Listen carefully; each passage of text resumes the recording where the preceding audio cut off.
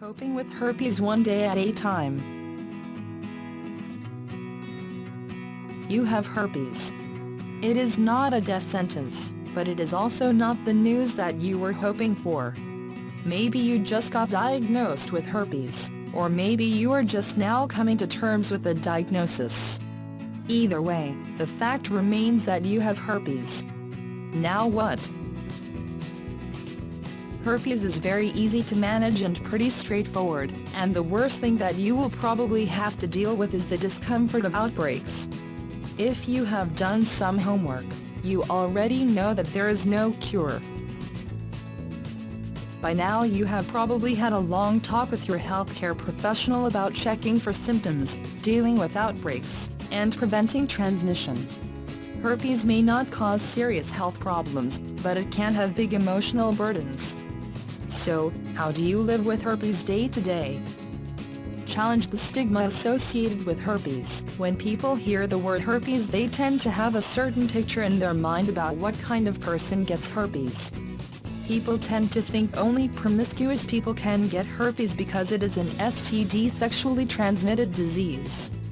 The truth is that it is just as likely that someone can get herpes from sharing an innocent kiss, sharing bottles, or by having sex in a monogamous relationship.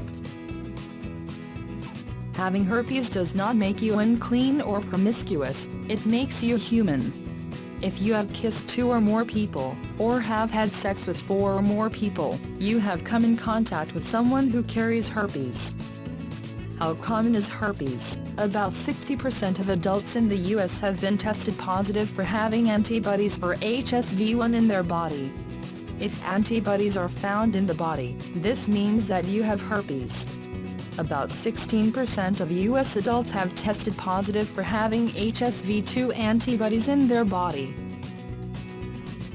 In the UK, an estimated 60% of adults test positive for having HSV1 antibodies, and 10% test positive for HSV2 antibodies. 500 million people have herpes worldwide. This means 1 in 14 people have herpes. Many people do not know they have herpes because they do not experience symptoms. The symptoms can be unnoticeable, or the symptoms are mistaken for something else. Telling family and friend about herpes, if you choose to. Talking to your family and friends about having herpes is a tough conversation to have. You may want to share your diagnosis with your friends, or you may not. It is all up to you whether you choose to or not, as it is a very personal subject. By informing other people of herpes and telling your story, you help to break down any negative ideas surrounding the virus. If you have kids, you should warn them about herpes and other STDs, whether you tell them of your diagnosis or not.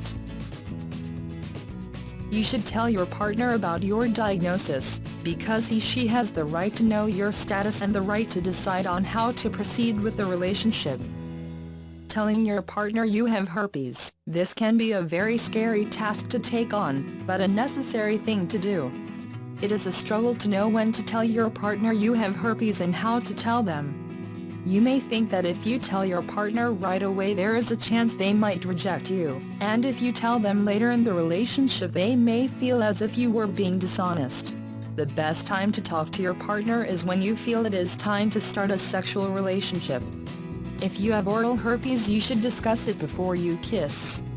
Luckily, most people with oral herpes tend to find it easier to tell their partners than people with genital herpes. There are options for people with herpes when it comes to preventing transmission to sexual partners. You should always use condoms, but if you do not want to use condoms, there is suppressive therapy that can reduce the risk of transmission by 48% when taken daily. There is still a 52% chance of transmitting the virus if you take suppressive therapy with no condoms. If you take suppressive therapy daily and use condoms, you can reduce the risk of transmission by 90%. You should practice abstinence during outbreaks to reduce the risk of transmission. Partners should try to avoid rough sex, because it can cause a tiny tear in the genital and allow transmission. Gloves can be used when your partner stimulates you by hand, and a dental dam can be used during oral sex. Top 5 tips when telling your partner you have herpes. 1. Keep the conversation relatively brief. 2. Offer to answer any questions your partner may have, and do not get defensive. 3. Be prepared to present facts. 4.